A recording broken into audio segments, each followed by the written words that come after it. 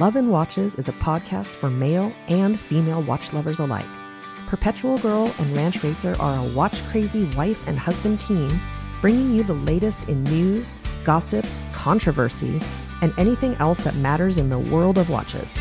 We hope you enjoy the show. Hey, Watch fam. Welcome to episode number 4 of the Love and Watches podcast. This is Ranch Racer. And this is Perpetual Girl. And today we've got an interesting topic that we'll get to in a few minutes. What we'd like to do, I think, is... Should we start off with our wrist checks? All right, go for it. I'm wearing the Christopher Ward Trident GMT, and the size is the smaller... what exactly size is this? 37, I think, or 37 38. 38. It's a 38. And this is one of my favorite watches. It's got the black bezel with the white dial. The lume is excellent. It will last pretty much all night. So if you have to wake up and figure out what time it is, lume is great. There's no cyclops. The date is easily legible. The band is fantastic. Has a micro adjustment in the buckle that you can slide the lever, pull that in and out. So if you happen to... I'd like to see that on every watch out there. They're so nice to have. If your weight fluctuates a little bit, which with a lot of ladies, we can retain water and horrible things like that. So this you can adjust daily, and it's a really smart looking watch and looks really nice with silver jewelry. What else can I say? Beautiful things. Christopher Ward, I'm really impressed with those guys. GMT, they've travel. They've gotten some flack over the years, and recently there's a lot of folks out there complaining about how they do the Christopher Ward text on the dial because they moved it to 9 o'clock, and that's a platinum problem. Yeah, I mean, I think they're great looking watches. The quality is fantastic. It has a guilloche pattern on the... what kind of pattern would you call that on the dial? It's a wave pattern. It's beautiful. It's really nice, but it's kind of subtle, so you have to look closely to see it. It makes the dial look really velvety. Yep. And it matches everything. The band it's a beautiful oyster style band. It also came with a Milanese band, 20 millimeter. You ordered that separate? I did. And and I've put that band on a lot of my other watches, and I've put it on my Detroit, my Orange Monster. I've even put it on some really cheap watches, and it looks good on everything. Makes the cheap watches look more expensive. It looks great on everything. So how else can I gush over this They do a watch? nice job, and I think it's the ETA 2893 movement, the GMT movement. I guess my only complaint is that it doesn't have an exhibition back, but it does have a beautiful stainless back with their Trident on it. So yeah, there's not a lot of divers that have exhibition backs. Usually for an important functional reason. Yeah, and it's 600 meters. I mean, that's definitely, we don't usually dive past maybe 100 meters sitting at our desk. So I think 600 meters were probably covered. But splashing around in the lake with the dog. Perfect. Yeah. Yeah. Yeah. And I have the 43 millimeter version of that exact same watch. So, great his and hers watches, I would say for sure. We've posted those on Instagram several times. But yeah, I'm just very impressed with Christopher Ward. They make a nice watch. Very affordable for what you're getting. And there's a lot of color options for this too. There's several. Yeah, they have some different dial colors and bezel colors. It's a nice watch. How about you? So I'm wearing an interesting one today. It's a Casio. What's the number here? It's the AMW 320R. This is a watch from the early 90s. And I saw Casio Geek posted on Instagram a few weeks ago. And it just brought me back because this was the watch that I dove with when I used to scuba dive. And it predates the ISO 6425 standard. So it's got a unidirectional bezel, it's got a bidirectional bezel. So it turns in both directions. It's a compass bezel as well as a 60-minute bezel. So this is kind of before all the standards came out for dive watches, but just a beautiful champagne colored dial. It's a really pretty color. Yeah, and I think it's a 44 millimeter or 43. So it's an analog. It's got an analog dial, but then down at 6 o'clock, it has a digital window. Right, an LCD window. So it's got second time zone. It's got a stopwatch. I think it's got a countdown timer, the date. So and it's just such a cool looking watch. And the minute I saw it, I'm like, I got to go find one of those. I didn't know what they were going to cost. I had no idea. I think it was a pretty common watch back then in the 90s. A lot of folks dove with it. A lot of people, just wore it. It was just a good all around watch. So as soon as Casio Geek posted his, I started looking around, and that same day I found this one on eBay. I think it was like $65, and it's brand new. And I actually think it said, so it was from an estate sale of a watchmaker that had passed away, and I think it had said it was brand new, and he just stuck it away and never did anything with it. So I mean, even the case back, there's no scratches. It's perfect. It's really nice, and I love countdown timer. Yeah, and it's got the kind of that accordion style rubber strap that expands over your wetsuit. So right.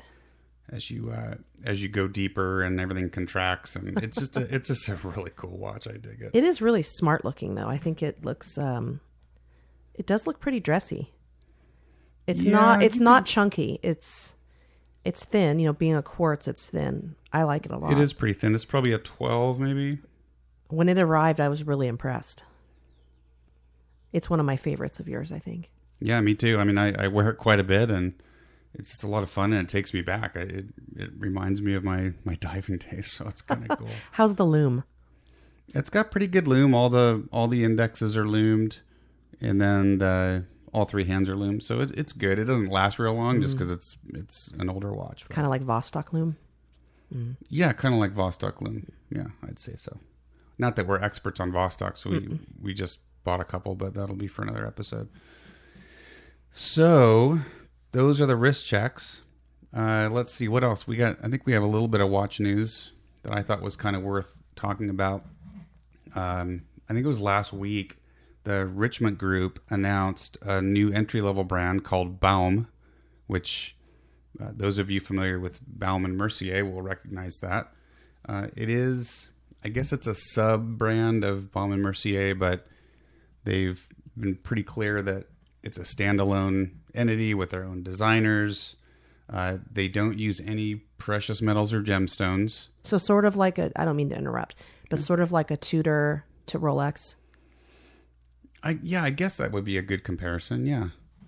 And their focus is on, they talk about sustainable manufacturing and attracting a new audience, which is not necessarily an age group audience, but a mindset. So they use like recyclable materials and upcycling, whatever that means. I think they have 2 offerings to start with. I don't have the webpage open, so I'm not going to get into the details, but I think it's the starting point is around $1,100. That struck me as a little high for what they're making, but I guess we'll just have to see kind of how that brand takes off. That there's some customization on one of them, so you can customize like dial colors and that kind of stuff. So I thought that was interesting news. Upcycling and Crown at 12 o'clock sounds like old pocket watches to me. Crown at 12 o'clock. That's an interesting one, isn't it? I'm not sure why they made that choice, but they did. So we'll see. And both the offerings have the 12 o'clock Crown. So interesting. So I think that's probably all the watch news we have. All right. Something I want to start doing on each podcast, if we can, are some shout outs. And the first shout out that I'm going to give is, this is a big one because as I was getting all this gear set up and learning how to do podcasting and how to, post stuff and how to build the website, Kaz from Two Broke Watch Snobs was just, the guy was so helpful. And so if you guys haven't heard the Two Broke Watch Snobs podcast, to me, it is the best watch podcast out there. The guys are funny. They have a good time with watches. It's not, they're not, I don't know, snobby, I guess. I mean, a lot of the watch podcasts out there are kind of on I'm kind of on the fence there, but they just, Kaz and Mike just have a great time with watches. They love watches. They don't, they started out because they were broke, right? They were young guys. They couldn't afford a lot. And so they started the podcast to help people find, kind of more affordable mechanical and quartz watches. And, I got to know Kaz over the last, 6 to 8 months, probably just over Instagram.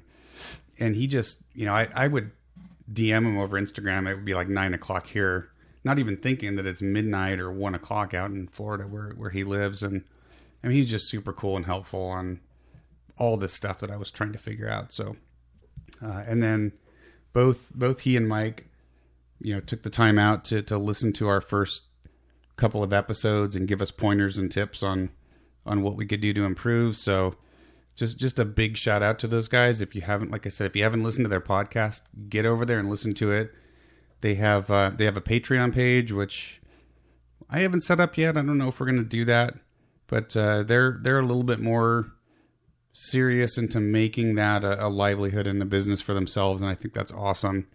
But, if you like their podcast, go find them on Patreon and become a patron. I am actually a patron. I give those guys a little bit of money each month, and because I just love the podcast. So Kaz and Mike, guys, I really appreciate all your help, and hopefully we can help drive some more listeners to your podcast. So that's my shout out. What about you, PG? Well, this is going to turn into probably the rest of the podcast. But my shout out is actually regarding an article in Watch Time magazine. And this it's maybe not such a, it's more well, of a critical shout out, I guess. It kind of isn't, at the risk of offending this person. And it's not intended to offend this person or their stunning timepieces, because it's not about that at all. But this is an article in the June edition of Watch Time, and it's called "How a Classic Becomes a Collection," and it's an interview with the Jaeger LeCoultre product designer Lionel Favre. Yeah, he's the director of product design, and he talks about their current line of beautiful, beautiful watches, and everybody loves their watches. I think most watch very lovers diverse, very diverse, and the women's line is very diverse as well. But there was a comment made in his answer of one of the questions. And one of the questions was, and I'll read it to you, it's pretty quick. What's the main difference between designing watches and designing jewelry? And his answer is, in some respects, I think they're very similar, because in the end, what you want to have is something with good light reflections and often using the same materials, such as gold. I can agree with that. Especially in designing a watch for ladies, because in the end, what she wants is basically a jewel, or at least something between jewelry and watchmaking. If she wants to read the time, she can look at her iPhone, so it's really close. Ooh, so that's a bit of a foul there, I think. So I found that to be a very sexist comment, because a watch is not the only piece of jewelry that women wear. Well, and we wear other jewelry. Yeah, not only that. I mean, maybe not. And the whole point of having you on this podcast and you and I doing this together is to bring the female collector's voice to this world. And this pretty much summed up why you and I are sitting here right now. I mean, is come on, guy. There are a lot of women who love watches, and we don't just buy what people tell us to buy. And I sort of feel that this comment, in this day and age of equality and not being sexist and everyone treating each other equally, I thought it was a very outdated comment. I agree.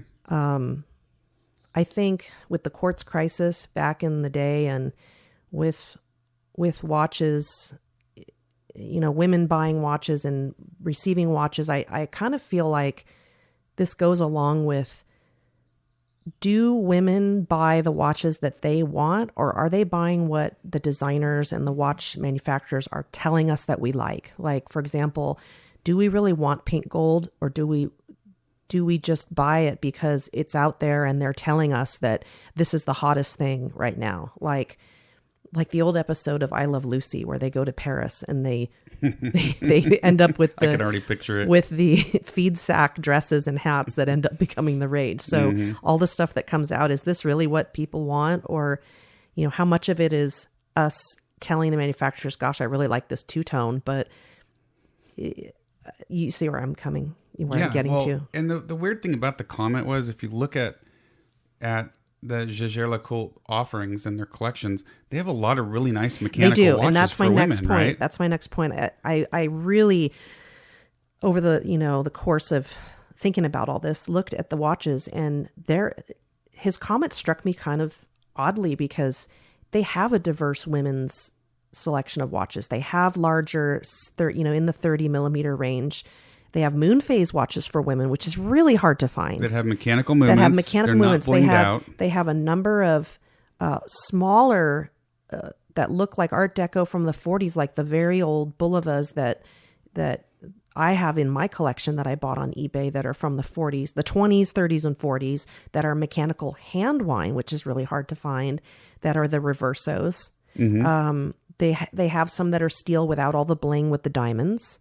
However, they do have I think there's a $6,000 quartz in there mixed in. I think it was at least 6,000. Which that always really kind of gets me in the liver because it, seeing a $6,000 quartz makes me think that's being purchased by a woman who and I don't want to offend people, but it's like, is this a trophy wife who doesn't know anything about mechanical things at all? Totally true. But when I see a man make a comment like that, it almost seems like there's a that they're assuming that the market for high-end women's watches is for the woman who maybe is the wife of a very successful businessman who she's just wearing it as an affectation and wants to show all her society friends that she's very wealthy.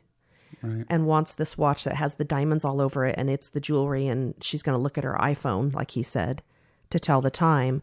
Or there are the women who are out there who are working in Silicon Valley.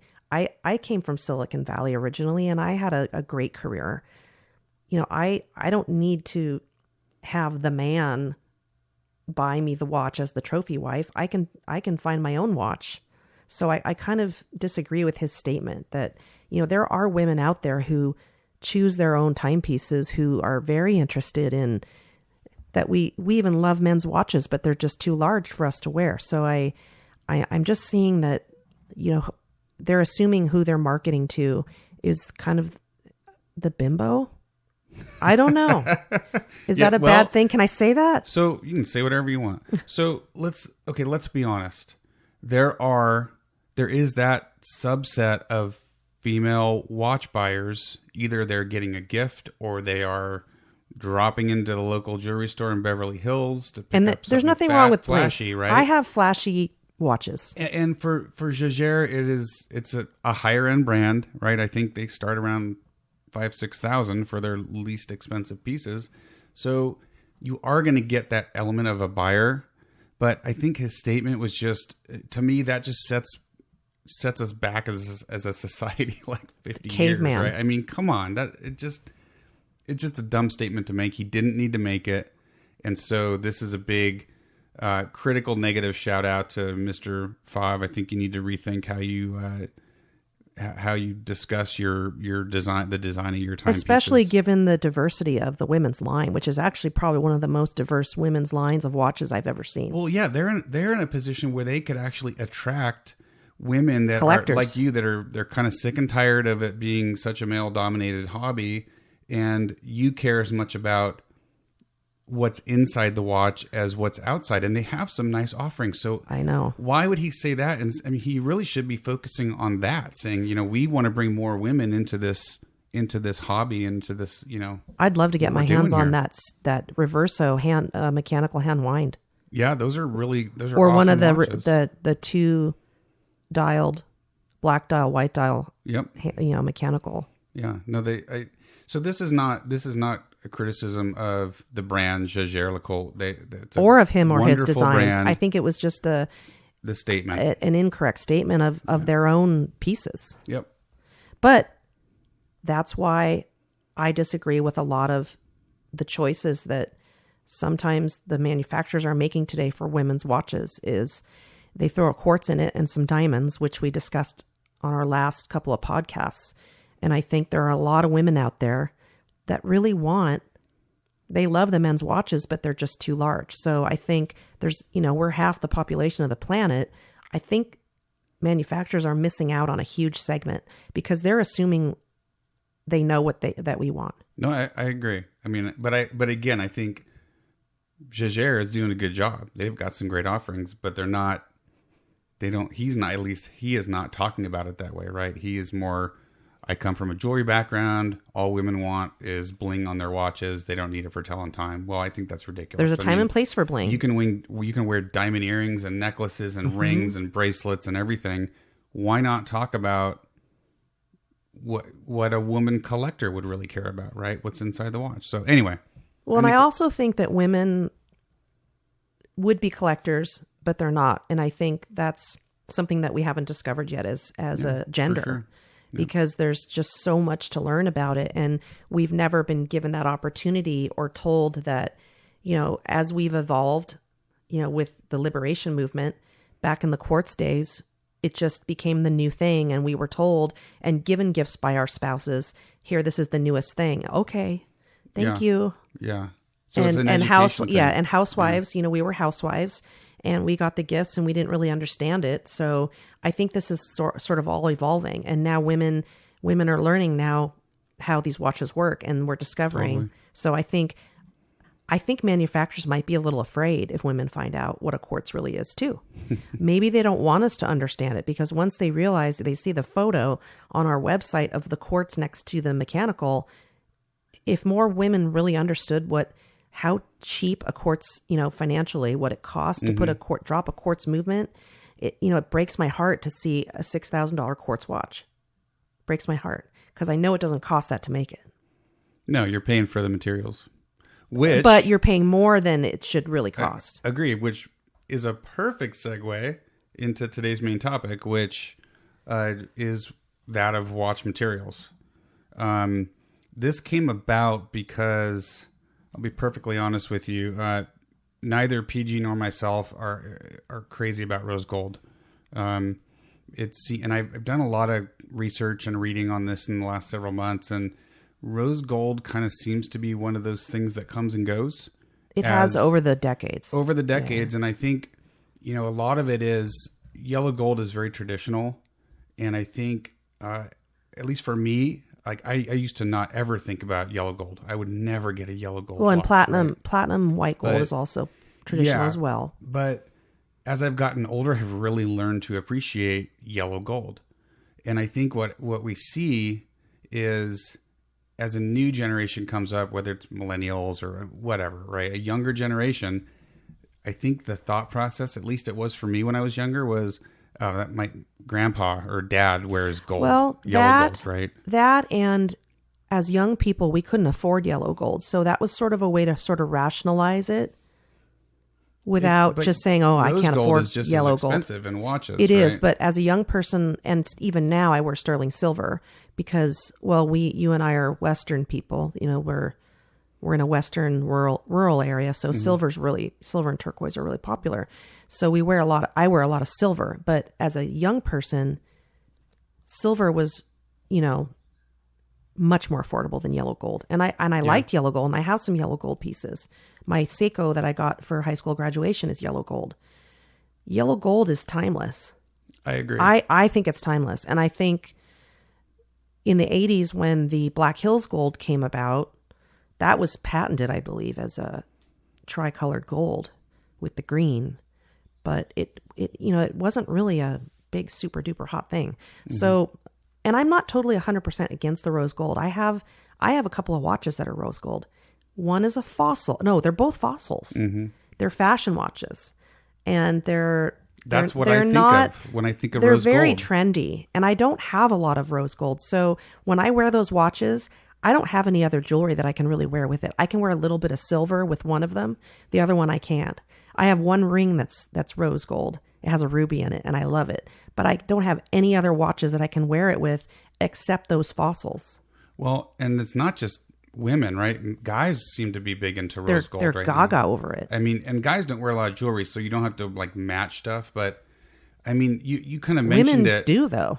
To me, when I think rose gold, I think fashion watch, right? And there's nothing wrong with a fashion watch. I did a search. I tried a search on Google, did another one on DuckDuckGo. But if you search for rose gold watch, everything that comes up is like fossil and Michael Target Kors. and Walmart and Correct. Kmart, right? It's all, so it that just reinforces how I feel about rose gold, which is, for the most part, it's more, leans more towards the fashion side and a trend.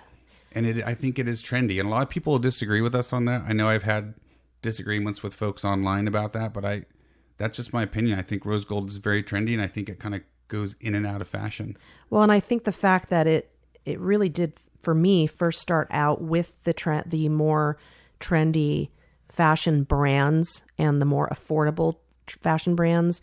When I see a rose gold watch that's made by a high-end brand, I just cannot stop thinking about my Fossil watches. Yeah. And I will say that... Which I love. I love my Fossil watches. Don't get me wrong. Every once in a while, there is something that comes along in rose gold that I like. It's very infrequent, but a perfect example was the new Rolex GMT Master. The brown. I love that. The root beer dial with the two-tone bracelet. Is that a two-tone steel or white gold?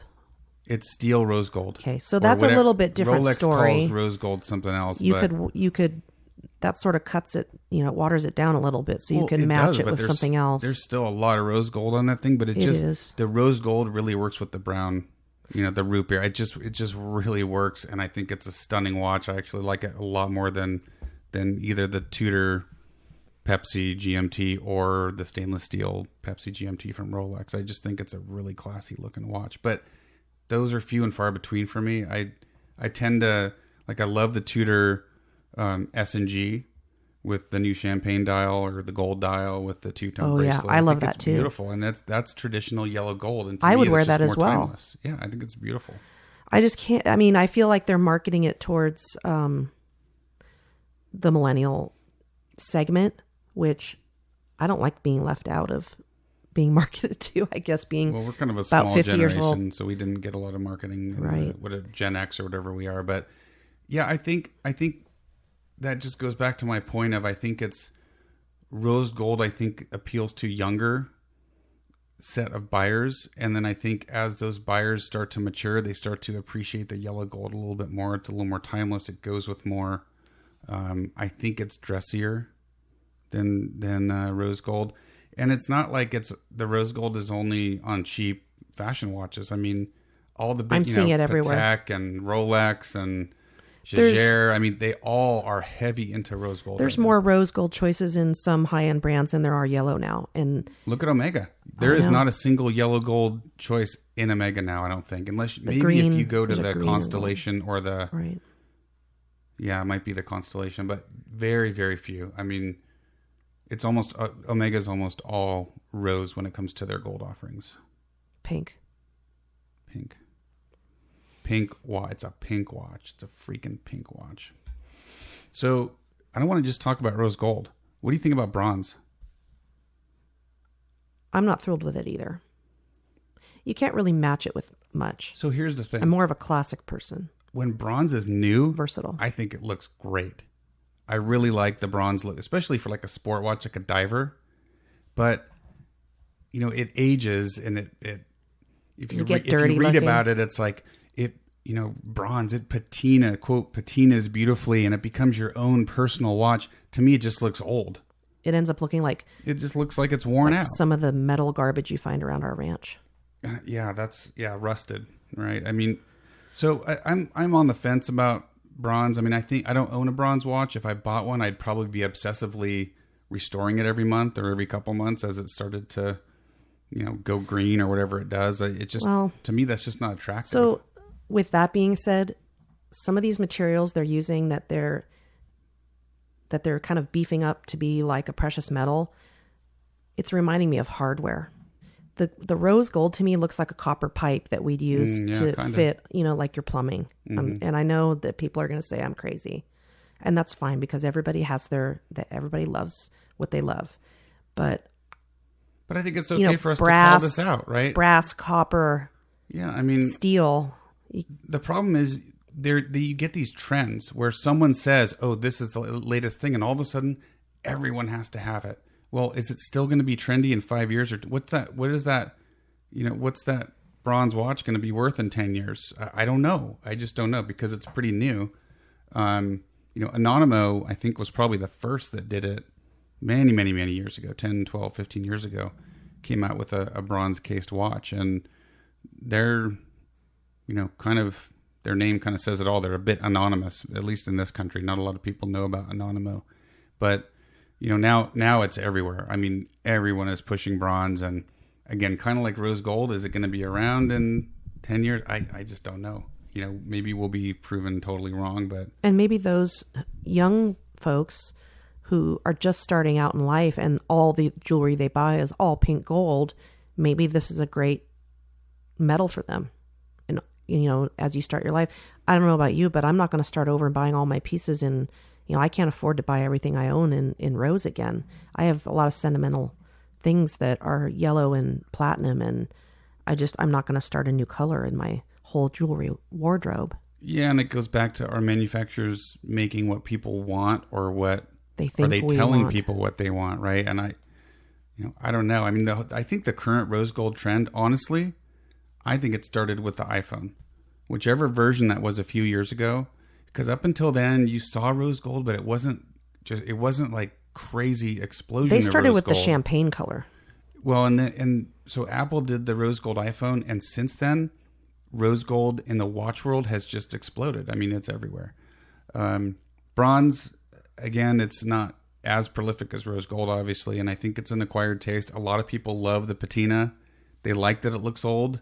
I don't. I mean, to me, it just looks old and worn out, and I want my watches to look clean and nice and new. I take good care of my watches, and, with the bronze, you're having to restore it every month or two. So I don't know. It's interesting. The other one I didn't put on our notes, but I was just thinking of, is carbon fiber. Oh, are we going to have enough time to talk about this? We're okay. We're going to go a little over, but I don't want to miss anything. Yeah. But the carbon, and it's a pressed carbon fiber. It's not where they lay down sheets, kind of traditional. They basically compress it under pressure with the stuff that makes it stick together. Like race car parts? Well, it's different because the race car parts, you lay out sheets, and then they're usually pre-impregnated with fiber, and then you cook them. This is almost like powdered carbon fiber or flakes, and they put it in a mold with the resin, and they squeeze it and they bake it. And I don't know. I mean, to me, and some of the super high end, like Richard Mille, they do carbon fiber cases. But if you look at them, at least to me, I'll probably never own a carbon fiber watch. I love the material because as a racer and a car guy, I think it's awesome. But it kind of looks like something that came out of the bottom of a cereal box. It just looks cheap, plasticky. I mean, I don't know. It's just not. It doesn't look like it. Like if you look at a Richard Mille, $1 million watch, I don't want it to look like cheap plastic, right? If I could afford it, or if I really even liked Richard Mille and could afford those, I probably wouldn't buy one because I just don't. It just looks cheap to me, personally. The carbon fiber. Yeah. Got it. Yeah. How about the matte black? What material is that? Oh, the PVD coating. Yeah, what is that? So that's a coating process that they use usually over stainless steel, and they coat it, and it's not powder. It's not powder coating. I don't fully understand. There's a couple different processes that are under that kind of PVD heading, but it stands up to shocks and stuff better than painting, I think, or even if you were to do something like a powder coat. I think it has its place. I mean, if you like black, it looks really good on kind of like military style watches, special ops type stuff. I think the Boliva Moonwatch looks pretty good. The newer version has the PVD. Mine is the stainless, but I think it looks pretty good. So it's not necessarily something I'm against. I don't own any black, black case watches. Just depends on the watch and the personality of the watch. Totally. I think it does. So it could be a gloss or a matte. I think finish. It's usually matte. I don't know. Well, I guess it could be gloss. Why not? I don't know. Well, the matte would show your fingerprints. So there's probably advantages to everything. I don't know if it would. Matte's definitely a little harder to care for. But we've seen, like if you look in the car world for a while, I'm not seeing it as much anymore, but for a while that was really big, right? Yeah. Matte paint jobs on cars. Especially good luck helmets. keeping those clean. Yeah. So yeah, I've got a helmet that's matte black right there. But so, I think at the end of the day, the one material that I think we can all agree on is kind of a good universal material for making watches is stainless steel. It's affordable, it's plentiful, and it's durable. It's durable. You don't pay through the nose for it. I mean, the thing with the precious metals, even if it's like a white gold or a platinum, you pay many times over the value of the metal for that watch. You even do for sterling silver. Yeah, and the thing is, those watches, unless they're like super rare, 1 of 10 special editions that auctions off for way more than what you paid for it, in general, you lose value immediately after buying a precious metal watch. They just don't hold their value because you're paying so much more above what the actual material is worth. Unless it's a Rolex. Yeah, Rolex is like an anomaly in the watch world.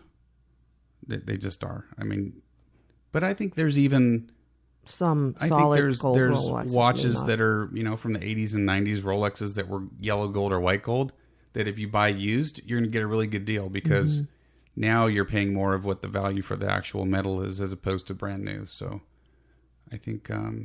well, Rolex could be a whole nother podcast. Rolex could be several podcasts. I mean, they really are a kind of an anomaly not just in the watch world, just in the world in general. I mean, how many brands can you drive down the freeways and see a big green billboard with a crown on it and everyone knows what that is, right? Even if you're not into watches. I mean, that's literally all they have to do to advertise. Well, it's interesting that we talk about materials right now because stainless steel is plentiful, yet you can't get a stainless steel Rolex in a jewelry store right now. Yeah, that's a whole different deal. That's Rolex holding back their entry level watches. So again, that's a totally separate which is kind of podcast. A shame, but yeah, let's not digress. I agree. But I agree.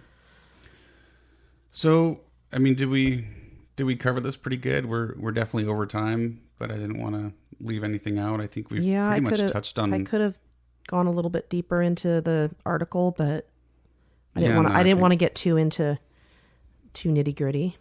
Yeah, well, I don't think we're going to be on Jaegger's, invitee list for any shows anytime well, and it soon. wasn't meant to be any.